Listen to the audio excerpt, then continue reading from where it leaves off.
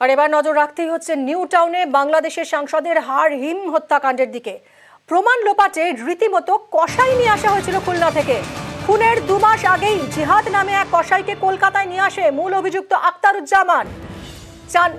খুনের দিন নিউ টাউনের ফ্ল্যাটেই ছিল জিহাদ। তদন্তকারীদের অনুমান জিহাদই দেহ টুকরো টুকরো করে। ধৃত জিহাদকে বারাসাত আদালতে পেশ সিআইডির। অনুপ আমাদের প্রতিনিধি রয়েছেন, বিস্তারিত জানাবেন। অনুপ, এই সাংসদ খুনের তদন্তে বাংলাদেশের পাশাপাশি রাজ্য পুলিশের সিআইডিও জোর কদমে তদন্ত চালাচ্ছে এবং তদন্তে চাঞ্চল্যকর সব তথ্য উঠে আসছে। এই জিহাদ সম্পর্কে কি জানা যাচ্ছে, এর কি ভূমিকা ছিল, কোথা থেকে আনা হয়েছিল?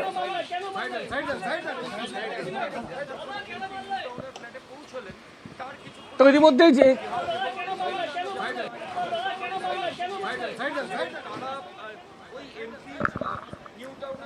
আমরা আবারও যোগাযোগের চেষ্টা করছি এবং এই মুহূর্তে যে ছবি আপনারা দেখছেন, কোর্টে নিয়ে যাওয়া হচ্ছে এই জিহাদকে। এই মুহূর্তে সেই ছবি এক্সক্লুসিভলি দেখছেন নিউজ 18 বাংলায়। জিহাদ, যে জিহাদ কসাইয়ের কাজ করেছিল, তাকে আদালতে পেশ করছে আজ সিআইডি।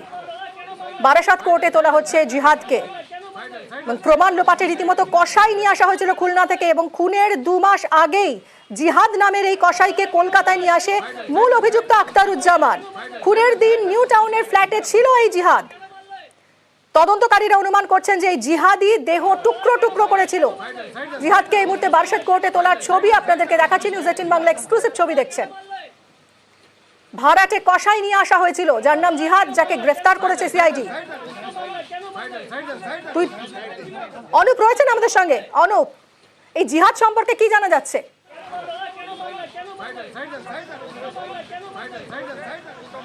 তবে জিহাদ কিন্তু 2 মাস আগে করে কলকাতায় নিয়ে আসা হয়েছিল। তার পরিকল্পিতভাবে একেবারে খুনের যে গোটা পরিকল্পনা করে সেই অনুসারে একেবারে বাংলাদেশের খুলনা থেকে কিন্তু তাকে নিয়ে আসা হয়েছিল এবং 2 মাস আগে যখন কলকাতাতে চিনার পার্কের কাছে একটি ফ্ল্যাটে কিন্তু তাকে রাখা হয়েছিল। এবং এই জিহাদ সম্পর্কে যে বেশ কিছু তথ্য এবং পরিকল্পনা, অর্থাৎ 30 তারিখে যারা এসেছিল বাংলাদেশ থেকে, প্রত্যেকে মূল যে অভিযুক্ত এই খুনের ঘটনা, বাংলাদেশের সাংসদ খুনের ঘটনা, তিনি কিন্তু একেবারে তাকে নিয়ে এসেছিলেন।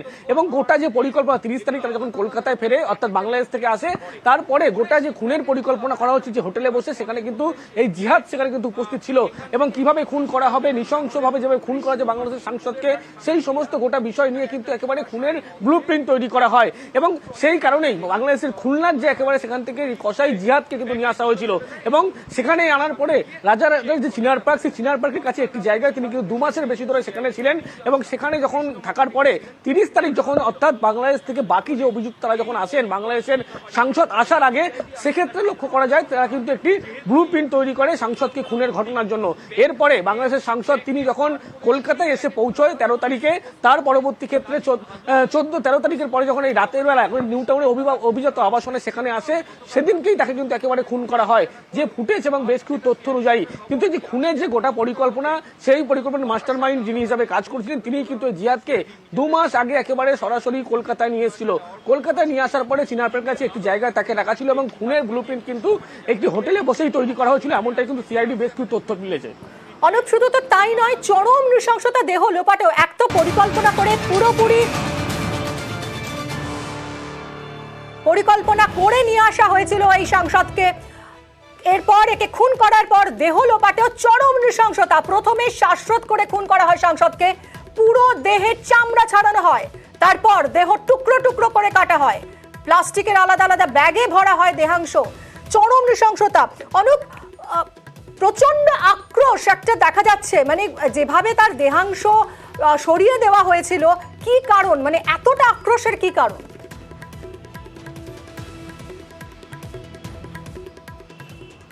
এখন পর্যন্ত সিআইডির পক্ষ থেকে বেশ কিছু তথ্য অনুযায়ী কয়েকজনকে জিজ্ঞাসাবাদ করা হয়েছিল, কিন্তু গতকালই লক্ষ্য করা গেছিল যে অ্যাপ ক্যাব চালক, তাকে যখন জিজ্ঞাসাবাদ করা হয়েছিল তখন কিন্তু বেশ কিছু গুরুত্বপূর্ণ তথ্য দেয়।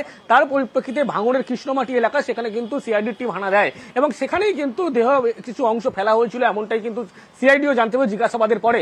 কিন্তু এই যে নৃশংসভাবে যে খুন করা হচ্ছে, তার কারণ প্রথমে যখন তাকে শ্বাসরোধ করে খুন করা হয়, তার পরবর্তী ক্ষেত্রে লক্ষ্য করা যায় তাকে কিন্তু একেবারে দেহ থেকে প্রথমে চামড়া ছাড়িয়ে নেওয়া হয়, তারপরে প্রত্যেকটি দেহ কিন্তু টুকরো করা হয়। এই জিহাদই কিন্তু মূলত এই গোটা পরিকল্পনা থেকে শুরু করে এই কসাই হিসেবে যাকে নিয়ে আসা হয়েছিল 2 মাস আগে তিনি কলকাতায় এসেছিলেন এবং তাকে রাখা হয়েছিল সিনার পার্কের যে ফ্ল্যাটে। তিনি কিন্তু একেবারে যখন বাংলাদেশের সংসদ তিনি কলকাতায় এসে পৌঁছন, তার পরবর্তীতে অভিজাত নিউ টাউনে যে আবাসনে এসে পৌঁছন সেখানেই কিন্তু জিহাদ উপস্থিত ছিল এবং ঘটনা একেবারে 15 মিনিট, অর্থাৎ সংসদ যখনই ফ্ল্যাটের মধ্যে প্রবেশ করে 15 মিনিটের মধ্যে কিন্তু এই ঘটনা ঘটায় এবং এর পরবর্তী ক্ষেত্রে জিহাদ একেবারে গোটাই পরিকল্পনা করে দেহ থেকে চামড়া ছাড়িয়ে নেওয়ার পরে পরবর্তী ক্ষেত্রে তাকে কিন্তু একেবারে প্রত্যেকটা টুকরো করা হয় এবং প্লাস্টিকে করে বিভিন্ন জায়গায়, অর্থাৎ যে অ্যাপ ক্যাবের যে তথ্য মিলেছিল, যে সিসিটিভি ফুটেজ মিলে সেখানেও কিন্তু লক্ষ্য করা যায়। তারপরেই ভাঙড়ের কৃষ্ণমাটি এলাকা, সেই কৃষ্ণমাটি এলাকায় কিন্তু যেখানে একাধিক মাংসের যে টুকরো ফেলা হয়েছিল সেখানে।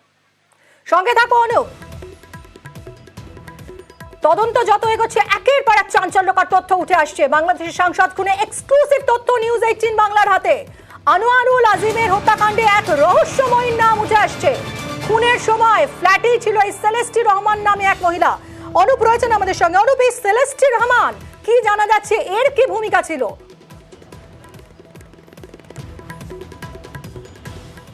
তো বাংলাদেশের যে সাংসদ নিউ টাউনে খুন, সেই খুনের ঘটনার দিন কিন্তু একেবারে সেলিস্টি রহমান, যার নাম উঠে আসছে রহস্যময়ী মহিলা, তিনি কিন্তু একেবারে খুনের দিন কিন্তু সেই ফ্ল্যাটেই উপস্থিত ছিলেন। যে খুনের দিন গোটা যে পরিকল্পনা থেকে শুরু করে যে গুরুত্বপূর্ণ ভূমিকা, অর্থাৎ মাস্টারমাইন্ড যিনি ছিলেন তার যে ইনস্ট্রাকশন ছিল, গুরুত্বপূর্ণ ভূমিকা কিন্তু এই সেলিস্টি রহমান করেছিলেন। কিন্তু তারপরে যে লক্ষ্য করা যায় অ্যাপ ক্যাবে করে 14 তারিখে তিনি যখন বেরিয়ে যাচ্ছেন সঙ্গে একজন যুবক, সেক্ষেত্রে কিন্তু একেবারে লক্ষ্য করা যাচ্ছে অ্যাপ ক্যাবে তিনি যখন ওঠেন পরবর্তী ক্ষেত্রে বেশ কয়েক জায়গায় ফুটেজ পেয়েছে এবং এয়ারপোর্টের কাছে শেষ যে ফুটেজ পেয়েছে তারপরে কিন্তু তার কোনোভাবে সন্ধান পাওয়া যায়নি। সেই কারণে প্রত্যেকটির নাম এবং গতিপথই এখনো পর্যন্ত স্পষ্ট করা গেলেও সেলিস্টি রহমান যে রহস্যময়ী মহিলার কথা বলা হচ্ছে এখনো পর্যন্ত স্পষ্ট করা যায়নি। সেই কারণে সিআইডির পক্ষ থেকে তাকেও জিজ্ঞাসাবাদ করা প্রয়োজন বলে মনে করা হচ্ছে, কারণ যে মাস্টারমাইন্ড ছিল মূল চক্রী এবং সেখানে কিন্তু যেদিনকে এই খুনের যে গোটা ঘটনা ঘটেছিল সেখানে পুরোপুরি ভাবে সরাসরি কিন্তু একেবারে এই সেলিস্টি রহমান রহস্যময়ী মহিলার কথা বলা, তার কিন্তু গুরুত্বপূর্ণ ভূমিকা ছিল এবং কি ভূমিকা ছিল এই সমস্ত গোটা বিষয় জানার জন্য গতকালই জিহাদকে জিজ্ঞাসাবাদ করা হয়েছে। জিজ্ঞাসাবাদে কিন্তু এই গুরুত্বপূর্ণ তথ্য উঠে আসে। এর পরিপ্রেক্ষিতেই কিন্তু একেবারে সেলিস্টি রহমান তার কিন্তু বিভিন্ন জায়গায় খোঁজ চালানো হচ্ছে সিআইডির পক্ষ থেকেও। একদম, এবং যেভাবে টুকরো টুকরো করে বিভিন্ন জায়গায় ছড়িয়ে ফেলা হয়েছে দেহাংশ, সেই দেহাংশের খোঁজে গতকাল রাতেই আমরা দেখলাম যে তল্লাশি চালায় নিউ টাউন থানার ডিএনজি টিম। ভাঙড়ে যায় এই টিম এবং বেশ কিছুক্ষণ সেখানে তল্লাশি চালানো হয়, যদিও সেখান থেকে কিছু পাওয়া যায়নি। জিহাদকে জেরা করে তল্লাশি সিআইডির। গতকাল রাতেও ভাঙড়ে পুলিশি তল্লাশি চলে। অনুপ, গতকাল রাতে তল্লাশি চালানো হয়েছে বেশ কিছুক্ষণ, কিন্তু সেখানে কোনো দেহাংশ পাওয়া যায়নি। কোথাও কি পুলিশকে বিভ্রান্ত করার চেষ্টা করা হচ্ছে? মানে জিহাদকে জেরা করে যে যে তথ্য পুলিশ পাচ্ছে সেই অনুযায়ী যেখানে যেখানে খোঁজা হচ্ছে, তল্লাশি চালানো হচ্ছে, গতকাল ভাঙড়ে পাওয়া যায়নি। আজ কিভাবে এগোবে পুলিশ?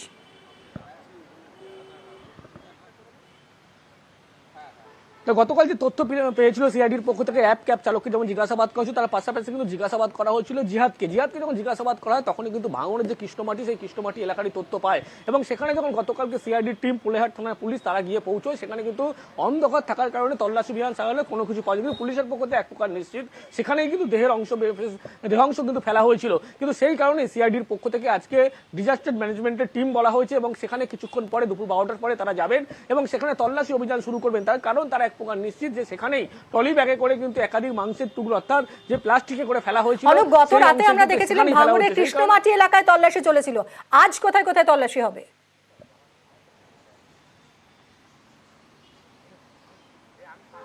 তাহলে কিছুক্ষণ পরে নিউ টাউন থানা থেকে একেবারে সরাসরি সিআইডি আধিকারিক তারা কিন্তু কিছুক্ষণ আগে দুজন প্রতিনিধি দল তারা যেমন এসছেন এবং তারা পরবর্তী থেকে দুপুর 12টার পরে ভাঙড়ের কৃষ্ণমাটি যে এলাকার তারা সন্ধান পেয়েছে, যেখানে মূলত দেহাংশ একাধিক ফেলা হয়েছিল, ট্রলি ব্যাগে করে নিয়ে যাওয়া হয়েছিল, পরবর্তী ক্ষেত্রে যে প্লাস্টিকগুলো ফেলা হয়েছিল সেখানে কিন্তু তল্লাশি করবে।